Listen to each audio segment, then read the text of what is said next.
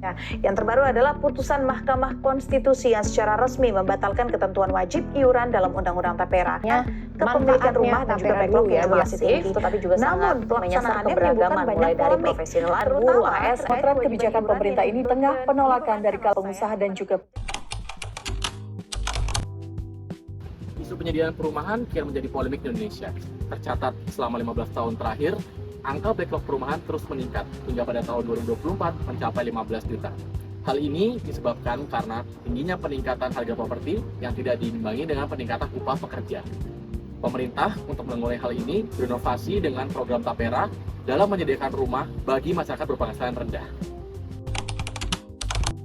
Tapera adalah singkatan dari Tabungan Perumahan Rakyat, sebuah program pemerintah yang bertujuan untuk membantu pekerja memiliki rumah layak melalui tabungan yang dikelola oleh Badan Pengelola Tabungan Perumahan Rakyat atau BP Tapera. Dasar hukum Tapera berlandaskan Undang-Undang Dasar 1945, Pasal 28H ayat 1, di mana didukung oleh 3 aturan pendukung yang pertama, yang kedua, dan yang ketiga. Jadi, Tapera tanggung jawab siapa ya? Oke, kita bahas. Presiden berada pada posisi pengangkatan dan pemberhentian komisioner. Komite Tapera menetapkan kebijakan umum, melakukan evaluasi dan mengawasi. Sementara BP Tapera dipimpin komisioner dan 4 deputi lainnya untuk menjalankan penghimpunan, pengelolaan, dan pemanfaatan dana.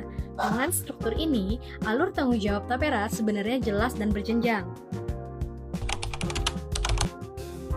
Selanjutnya, dari mana pendanaan Tapera itu sendiri? Sumber pembiayaan dana Tapera terbagi menjadi 2. Pertama ada pembiayaan yang dilakukan oleh BP Tapera itu sendiri yang bersumber peserta dalam bentuk simpanan dan kerjasama.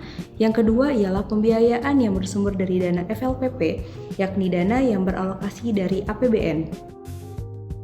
Selanjutnya akan dibahas terkait model pengelolaan dana Tapera. Model bisnis program Tapera itu sendiri terdiri dari 3 proses, yaitu pengerahan, pemupukan, dan pemanfaatan. Pengerahan di mana proses pengumpulan dana Tapera dari peserta baik dari pemberi kerja, ASN, TNI, Polri, BUMN swasta, dan pemberi kerja mandiri. Kemudian setelah itu masuk ke tahap pemupukan di mana pembiayaan yang telah masuk akan diubah menjadi model investasi, konvensional, dan syariah. Selanjutnya tahap terakhir adalah pemanfaatan di mana hasil dari investasi ini akan berupa manfaat yang dirasakan peserta baik melalui pemilikan rumah, pembangunan, dan perbaikan. Selama proses ini, pengelolaan dana Tapera akan dilakukan supervisi oleh OJK, BP Tapera, dan transparansi kepada peserta. Pemanfaatan program Tapera ini kepada 2 peserta. Pertama, MBR atau masyarakat berpenghasilan rendah, dan MPM, masyarakat menabung mulia. Manfaat yang dapat diberikan untuk MPR adalah kredit kepemilikan rumah, pembangunan rumah, dan renovasi rumah. Adapun manfaat yang diberikan kepada penabung mulia adalah mendapatkan imbal hasil simpanan. Meskipun memiliki niat yang baik, program Tapera masih memiliki beberapa isu dan tantangan. Pada tahun 2029, pemerintah menargetkan untuk mendistribusikan rumah sebanyak 1,5 juta unit dan merenovasi rumah sebanyak 1,8 juta unit dengan total kebutuhan pembiayaan mencapai 480 triliun.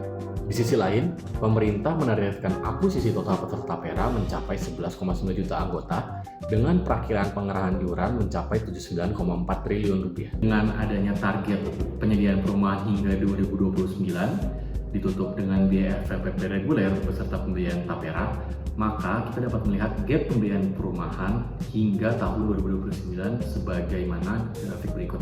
Dengan kombinasi program FLPP dan Tapera, masih terdapat gap pendanaan sebesar 247,7 triliun untuk memenuhi target penyediaan rumah hingga 2029. Hal ini berarti Tapera masih perlu meningkatkan performanya untuk dapat mencapai target RPJM.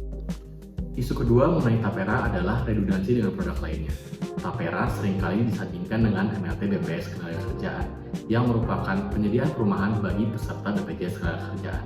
Adapun perbedaan penting dari keduanya terlihat pada tabel persandingan berikut.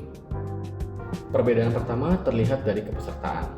MLT BPJS Ketenagakerjaan bersifat sukarela, sementara bagi Tapera wajib untuk bekerja dan bekerja mandiri berpenghasilan di atas UMR. Dari segi iuran, Tapera sedikit lebih terjangkau, dengan 3% dari total penghasilan, sementara MLT BPJS mencapai 5,7% dari penghasilan. Dari segi manfaat, MLT BPJS Tenagakerjaan, seluruh peserta dapat mengakses pembiayaan perumahan atau manfaat lain diberikan.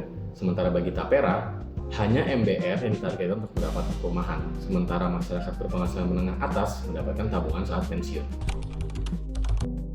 Tapera sebagai instrumen penyediaan perumahan secara konsep sudah baik, namun masih memiliki beberapa tantangan.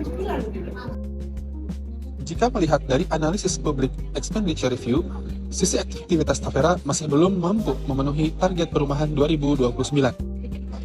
Kemudian, dari sisi sosial ekuitas, karena Tapera bersifat wajib, maka akan menambah beban bagi pekerja. Lalu dari sisi efisiensi, program Tapera memiliki kemiripan dengan MLT BPJS Ketenagakerjaan yang manfaatnya lebih besar dirasakan oleh peserta. Maka dari itu, beberapa rekomendasi untuk program Tapera: 1. Disertifikasi pembiayaan alternatif. 2. Redesain bentuk produk. 3. Perluasan keuntungan untuk konsumen non-MBR. Dan yang keempat, integrasi kelembagaan dengan produk investasi penyediaan rumah sejenis.